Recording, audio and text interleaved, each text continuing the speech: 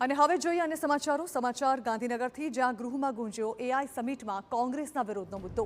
પ્રધાન ઋષિકેશ પટેલના વિરોધ પક્ષ પર આકરા શાબ્દિક પ્રહારો। તેઓએ કહ્યું કે કપડાં કાઢી નાખ્યા, હવે કંઈ બાકી રહ્યું છે? અત્યાર સુધી ભાજપનો વિરોધ કરતા હવે દેશનો વિરોધ કરવા લાગ્યા છે।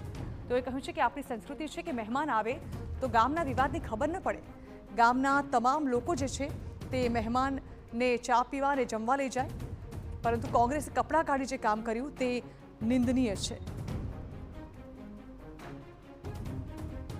તો જણાવી દઈએ કે એઆઈ સમિટમાં જે પ્રકારે કોંગ્રેસના યુવા કાર્યકર્તાઓ દ્વારા અર્ધનગ્ન અવસ્થામાં વિરોધ કરવામાં આવ્યો હતો, તેને લઈને લગાતાર વિરોધ નોંધાવવામાં આવી રહ્યો છે। આ મામલે ધરપકડો પણ કરવામાં આવી છે, પરંતુ આજે ગાંધીનગર વિધાનસભા સત્રમાં પણ આ મુદ્દો ગુંજ્યો, જેમાં ઋષિકેશ પટેલ દ્વારા આ મુદ્દે કોંગ્રેસને ચાબખા મારવામાં આવ્યા। તેમનું કહેવું હતું કે જે પ્રકારે કોંગ્રેસે વિરોધ કર્યો છે તે તદ્દન અયોગ્ય હતો। જે પ્રકારે તેઓએ કેટલાક ઉદાહરણો પણ આપ્યા છે। તેમણે કહ્યું છે કે જ્યારે ગામમાં કોઈ મહેમાન આવે ત્યારે ગામના વિવાદની મહેમાનને ખબર ન પડે તે પ્રકારનું વર્તન હોવું જોઈએ। અને આ એઆઈ સમિટ જે ઇન્ટરનેશનલ એઆઈ સમિટ હતી, જેમાં દુનિયાભરમાંથી પ્રતિનિધિઓ આવ્યા હતા અને તેમની સામે આ પ્રકારનો વિરોધ એ ભારત માટે એક શરમજનક બાબત બની રહી છે।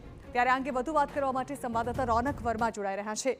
રોનક, જે કોંગ્રેસના યુવા નેતાઓ દ્વારા એઆઈ સમિટમાં કરવામાં આવેલો અર્ધનગ્ન વિરોધ જે છે તેની ગૂંજ આજે ગાંધીનગર વિધાનસભામાં પણ સંભળાઈ। જાણવા માંગીશું કઈ રીતે ઋષિકેશ પટેલ દ્વારા મુદ્દો ઉઠાવવામાં આવ્યો?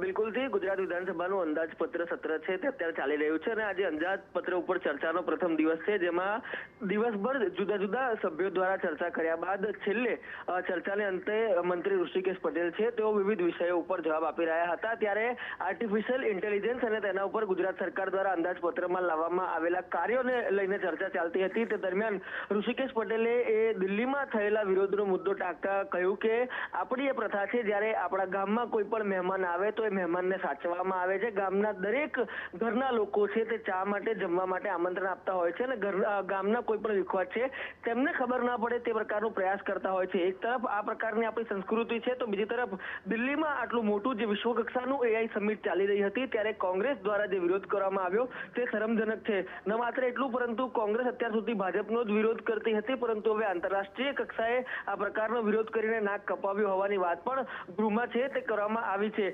કોંગ્રેસે કપડા ઉતારી લીધા છે તે પ્રકારના પણ શબ્દો છે તે ગૃહમાં વાપરવામાં આવ્યા છે। એટલે કે ક્યાંક ને ક્યાંક દિલ્હીમાં જે વિરોધ થયો, ભારતીય જનતા પાર્ટી અત્યાર સુધી તેનો દેશભરમાં રસ્તા પર ઉતરીને વિરોધ કરી રહી હતી। આ તમામ બાબતો વચ્ચે હવે ગુજરાત વિધાનસભામાં પણ આ જે બાબત છે તેનો ટીકા કરતી જે વિરોધ છે તે કરવામાં આવ્યો છે। જી બિલકુલ, આભાર રોનક। તો અનેકવાર ભાજપ દ્વારા રાહુલ ગાંધી પણ વિદેશ મુલાકાત દરમિયાન જે પ્રકારે ભારત વિશે, ભારતની સરકાર વિશે પ્રહારો કરતા હોય છે, તેને લઈને પણ ભાજપ દ્વારા અનેકવાર મુદ્દો ઉઠાવવામાં આવ્યો છે અને ફરી એકવાર કોંગ્રેસ દ્વારા આ પ્રકારે આંતરરાષ્ટ્રીય સમિટમાં જે રીતે વિરોધ કરવામાં આવ્યો છે તે મુદ્દો ગાંધીનગરમાં ગુંજી ઉઠ્યો।